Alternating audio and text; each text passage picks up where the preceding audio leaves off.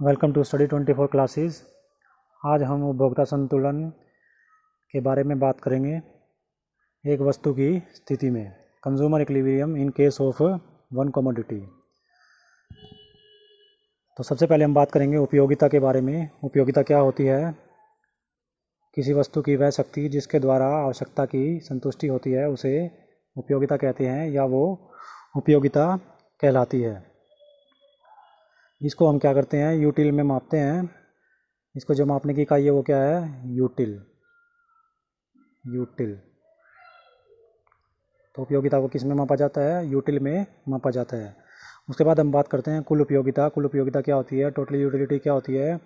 किसी वस्तु की विभिन्न मात्राओं के उपभोग से प्राप्त उपयोगिता की इकाइयों के जोड़ को कुल उपयोगिता कहा जाता है।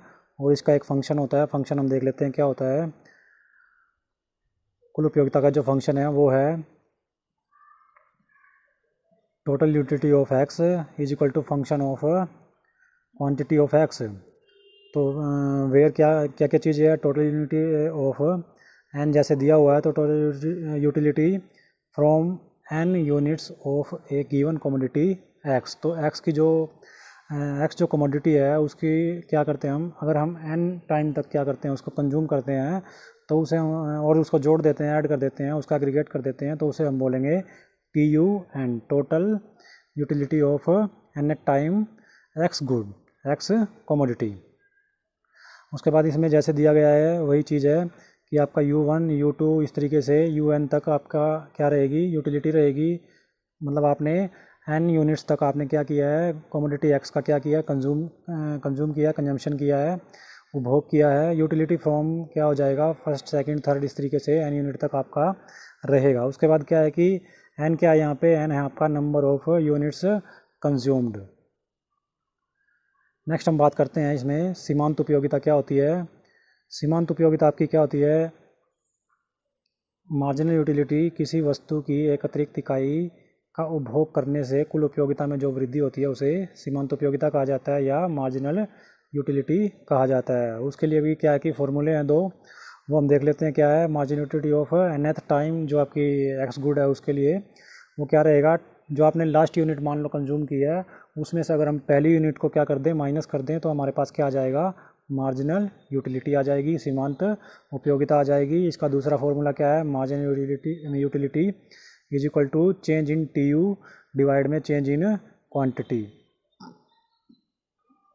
उसके बाद क्या है हमारा ह्रासमान या घटती सीमांत उपयोगिता का नियम। वो क्या होता है? अब जब हम एक वस्तु की स्थिति में उपभोक्ता का संतुलन करेंगे तो उसमें ह्रासमान या घटती सीमांत उपयोगिता का नियम लागू होगा।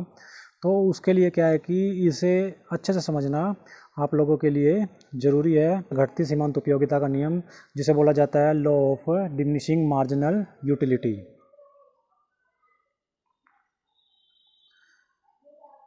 तो इसमें क्या होता है? ह्रासमान उपयोगिता का नियम वह नियम है जिसके अनुसार जैसे जैसे एक व्यक्ति के पास किसी वस्तु का स्टॉक बढ़ता जाता है, एक सीमा के पश्चात उस वस्तु की अतिरिक्त इकाइयों से मिलने वाली सीमांत उपयोगिता घटती जाती है, कम होती जाती है।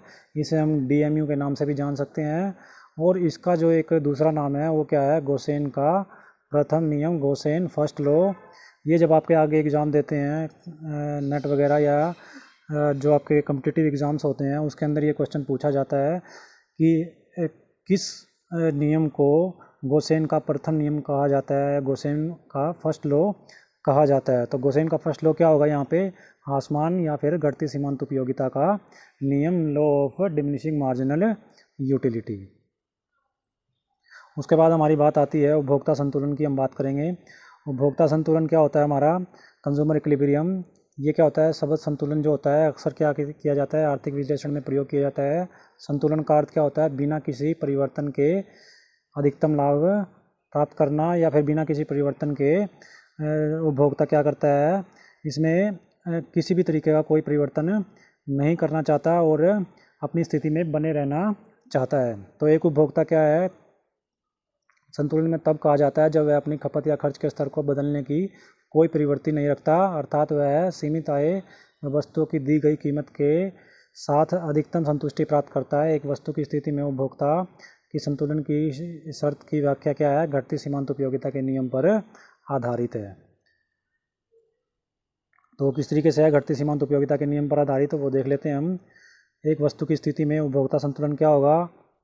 एक वस्तु की स्थिति में उपभोक्ता संतुलन, consumer equilibrium in case of one commodity. एक वस्तु जैसे कि हमने मान लिया एक्स गुड है, वो की स्थिति में उपभोक्ता का संतुलन कब होगा? जब मार्जिनल यूटिलिटी ऑफ एक्स किसके बराबर हो जाएगी? प्राइस ऑफ एक्स के बराबर हो जाएगी, इक्वल हो जाएगी। तो क्या हो जाएगा? एक वस्तु की स्थिति में उपभोक्ता का संतुलन हो जाएगा। इसमें क्या है आगे कि जैसे कोई एग्जांपल ले लेते हैं हम यहाँ पे कि मान लीजिए एक उपभोक्ता के रूप में आप कुछ आइसक्रीम खरीद रहे हैं और आइसक्रीम की प्रत्येक इकाई की कीमत हमने मान ली 25 रुपये है। तो आइसक्रीम के लिए उसका जो MU होगा वो उसको इस तरीके से हम टेबल के तरीके से नीचे दिखा सकते हैं। वो टेबल क्या है आपकी, ये आपके पास टेबल है। तो इसमें क्या है कि यहाँ पे जो हमने तीन कॉलम ले लिए हैं। फर्स्ट कॉलम में हमने लिया unit of x, second column में हमने margin utility of x, and third column में हमने जो प्राइस ली है, कीमत ली है आइसक्रीम की, वो उसको हमने लिया है, जो क्या है आपकी कांस्टेंट रहेगी, स्थिर रहेगी।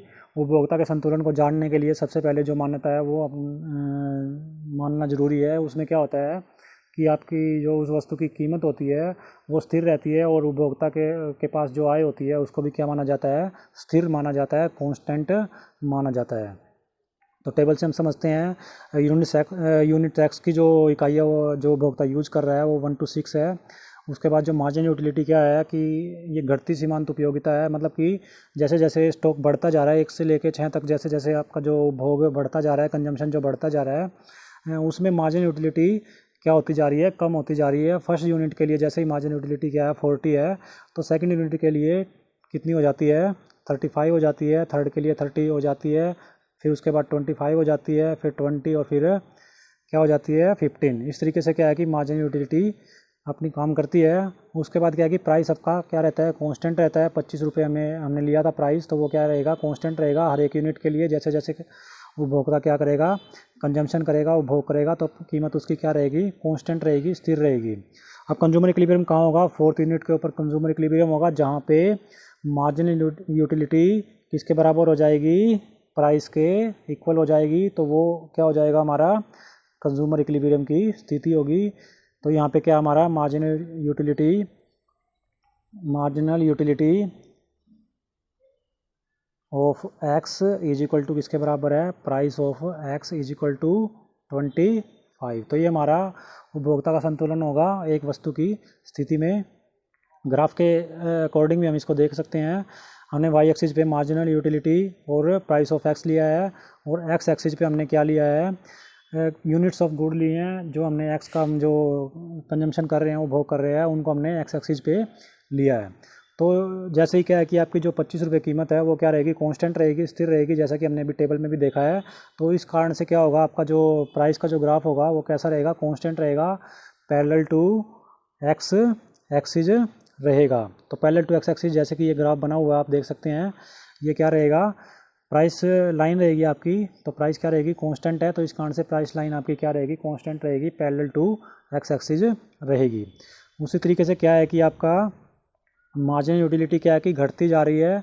तो उस कारण से क्या है कि ऊपर से नीचे की तरफ मार्जिन यूटिलिटी हम बना सकते हैं इस तरीके से। ये आपका ग्राफ जैसे इसमें दिखाया गया है, इस तरीके से आपका ग्राफ बनेगा।